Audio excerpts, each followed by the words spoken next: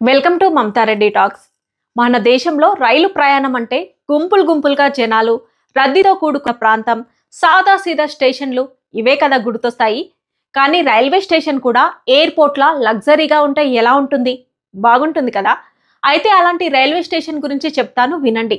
అది ఎక్కడో లేదు, మన భారతదేశంలోనే ఉంది. ఛానల్ను సబ్స్క్రైబ్ చేయడం మర్చిపోకండి. ఈ స్టేషన్లో ప్రయాణికులకు అందించే సౌకర్యాలేంటో చూద్దాం.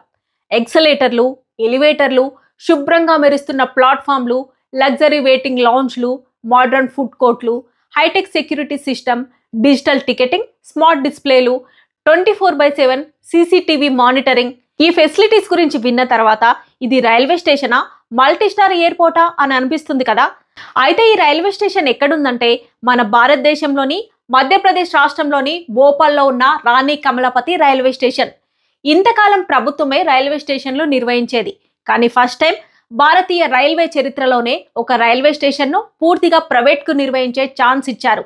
సింపుల్గా చెప్పాలంటే ఇది దేశంలోనే ఫస్ట్ ప్రైవేట్ రైల్వే స్టేషన్ అన్నమాట. అయితే ఈ రైల్వే స్టేషన్ రైల్వేస్లో గేమ్ చేంజర్ అయ్యింది. రాణి కమలాపతి రైల్వే స్టేషన్ సక్సెస్ తర్వాత కేంద్ర ప్రభుత్వం కూడా ఉత్సాహంగా ఉంది.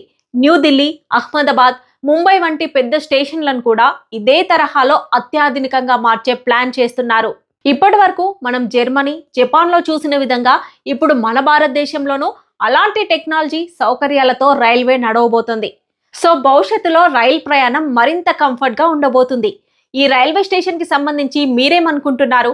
మీ అభిప్రాయాన్ని కామెంట్ బాక్స్లో తెలపండి. Thanks for watching.